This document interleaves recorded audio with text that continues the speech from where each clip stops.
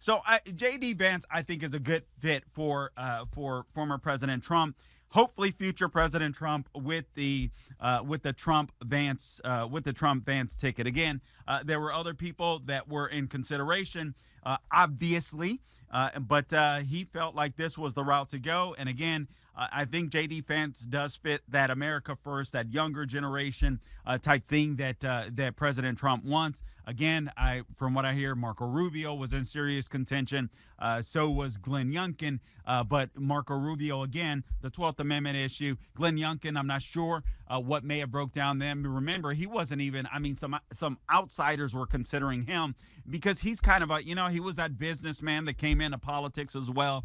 In Virginia. So I think Trump may have admired that. Rubio is obviously somewhere between establishment and conservative, but does a good job, I think, debating the left, going back at the left, really quick on his feet when it comes to rhetoric. When he's on some of these cable networks and stuff like that, but that was just going to be too much of an issue for the Trump campaign. And from what I understand, his attorneys advised him to go a different route. But again, JD Vance. So I'm going to give you a little backstory. And by the way, I mean, if you guys watch former President Trump come out yesterday into the RNC convention, I mean, just imagine how the left must be feeling. And Trump did look like a different person. I'm not the first one to say it, but if you look at the man, when he came out, he seemed humble. I mean, he seemed somber, emotional in a way that you don't necessarily or often see, former President Trump. Took some notes down, definitely humbled, but there seemed like there was a resolve there and a determination, but a man, maybe a man that understood the moment given what he had just gone through. Maybe the weight of the moment was kind of hitting him at this point. At a certain point, it was just fight, fight, fight. And he said that, obviously, even when he, left the stage after the attempted assassination attempt. But I think it all may have hit him. First time he's in public, that many people since that event took place. So it's just crazy. So again, he picked JD Vance. Steve Cortez wrote for the Real Clear Politics, and one of the things, or some of the things that he mentioned, is he said Trump picked a VP candidate in JD Vance who can basically help him win. I heard, and I forget the chick's name that used to work on the Trump campaign, blonde lady that worked on, Fox News. Not Kaylee. She worked with campaigns, polling. Kellyanne Conway. Thank you, Mr. McConnell. All right, so Kellyanne Conway, she said she asked President Trump specifically, because there were other people that she liked too, but she was happy with the pick. Why did you pick J.D. Vance? And he said Pennsylvania. Pennsylvania is a must-win state. Now, obviously, Georgia and these other swing states, Arizona, the Biden administration would be in trouble if they lose those states. And guys, keep in mind, this is still technically a close race. Even though Trump's numbers, it looks like he's polling and he's trending upwards. We still don't know what's going to happen in the next several months. But I think a lot of people were swayed by this assassination attempt of the former president. But this is a guy that can help him win in the Beltway.